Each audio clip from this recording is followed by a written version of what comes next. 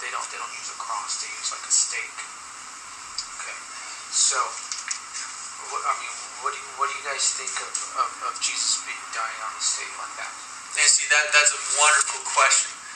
But, see, honestly, right now,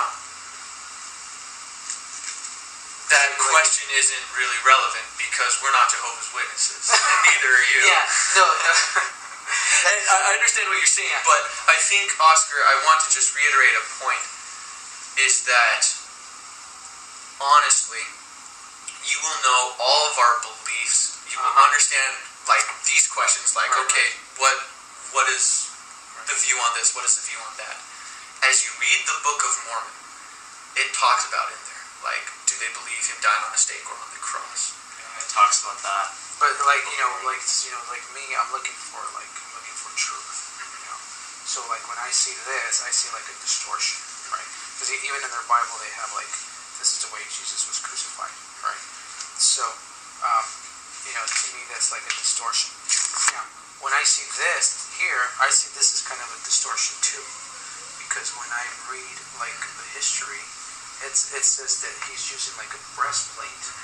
And see, we talked about that before, that, any artist can, interpret something, but that's honestly not the important part, Oscar, is because before you get into all of that, we're still pointing you towards the Book of Mormon, and that's what we'll continue to do, because, in the Book of Mormon, in the history that's read, it talks about all these things, and so even though some painter may have painted a romanticized, because if I Google Herman and Thummim, then you get like this picture right here, where he's translating the plates. Now, this is from actually, I guess it says History of the Church. Yeah. So Oscar, if I could stop you, would you say that this would be like a better translation of what should be? I guess so. Whatever is talked about in the church history, I guess, would be the better. But I still want to help. We want to help you focus on something very important, Oscar. The way we are trying to guide you is the way that God has commanded his prophets to spread the word. And we know that you're very keen on. Well, looking for the truth. Yeah. That's what I'm focusing. Yeah. And see, we don't want to hide anything from you or hide any truth whatsoever. In fact, we're trying to help you find that truth. Now, would you say this was the way that the Book of Mormon was translated? I guess so. Would you say that? Would you say that's the way the Book of Mormon? I guess. Well, now the real important question, though, Oscar, is I'm going to start ignoring a lot of your questions, and because I know that you want truth. Right. And I will say for now, like let's say that we talked about the way the Book of Mormon was translated. We went through all of the history with you, and we talked about all the facets. And then you read the Book of Mormon, and you found out it was false. Like, what would that say to you? It's like, well, if the Book of Mormon is false, then all the other history doesn't matter. And you would have spent a lot of time, and it would have gotten to the very point where you're just like, all right. And so what we're saying is, the very beginning is, if the book is true, then you can know. All I'm saying is, like, when I see this, there's like a distortion there. That kind of, disturbs me a little bit. And so then when I read the history of the church, I see that Joseph Smith translated it with the seer stone and the hat, and also the breastplate thing. So if I can ask you a question, are you basing your testimony in the church on one picture that's on the website just as a thought, just like, oh, here's a nice artwork, and then here's some stuff talking about, like, is that what your concern is?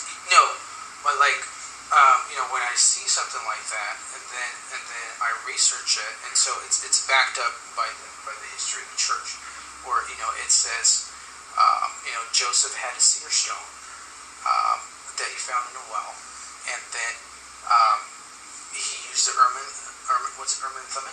Urim and Thummim. But then he would use a seer stone as well to translate the plates, and he would put it in the hat and read it. Yes, and we've discussed all this before, right? And so, and then the plates were, the Urim and Thummim was taken away from him, and he continued to use the seer stone for like revelations and for translating the plates. But I noticed that that's not really publicized, like, by the Mormons. So if I can ask you, Oscar, to Yeah. again stop you, what does any of this matter if the Book of Mormon isn't true?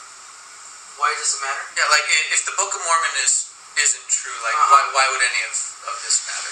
Well, because if you follow the pattern, Joseph had a seer stone before he got visited by the angel Moroni. So he was using the seer stone to find hidden treasure, and he would get paid for that. And then all of a sudden, he's translating the plates with the seer stone. So then it kind of puts like a different light on it, where it's like, okay, he's using the seer stone to find money and also to translate the plates. It's almost kind of like witchcraft, almost like crystal ball gazing, and so like glass looking, they call it. And so, don't you think that's kind of like a form of sorcery that was being? Because remember we were talking about it in Deuteronomy. Yeah, and so I see what you're saying, Oscar. I honestly do, and I don't know if you're trying to teach us, but that's not why we are here. In fact, yeah. Like I'm not trying to teach so, us. if I may finish, something that is very important to realize is, like, you are so focused on the history of the church, which is not necessarily a bad thing. Like, history is wonderful. We were just talking to a man the other day about history and how wonderful it was that we were able to learn from history. But really, the focus of our meetings here, the focus of our discussions with you is first to know if the Book of Mormon is true. And until anyone learns that the Book of Mormon is true, then nothing else really profits of learning about our church, because that is the keystone that we're talking about. Yeah, I could see like the stone in the hat, to translate the Book of Mormon, and the seer stone, stuff like that. Now, but I read that in the history. Do you guys acknowledge that is true? Yeah. If it's in the history of the church, do you acknowledge that that's true? That if it is in the church history, then that is the history of the church. Okay, but you guys didn't read about it when you guys were in school. I didn't read about it a lot. I read a little bit of it. Did you hear about it? Did you hear about like a seer stone and they had to translate the books? I know it talks about there's extras from the church history in the Book of Mormon or Pearl of Great Price that talks about Joseph. Testimony about the Book of Mormon.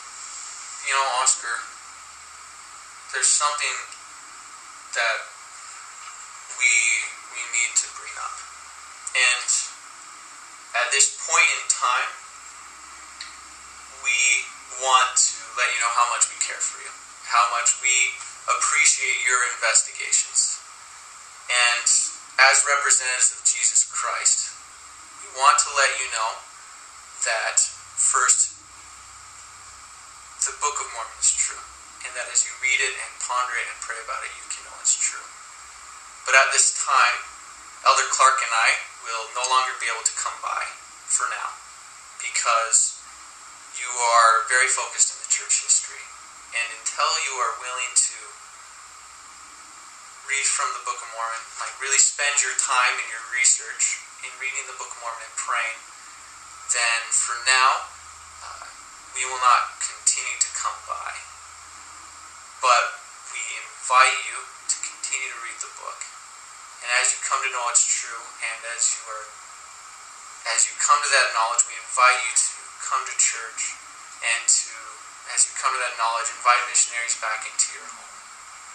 But as of this point, until you yourself are able to get over whatever hindrance, any inspections or investigation that you need to go through for your needs, we are going to respectfully have to take a step back and counsel you to read from the Book of Mormon. Does that make sense?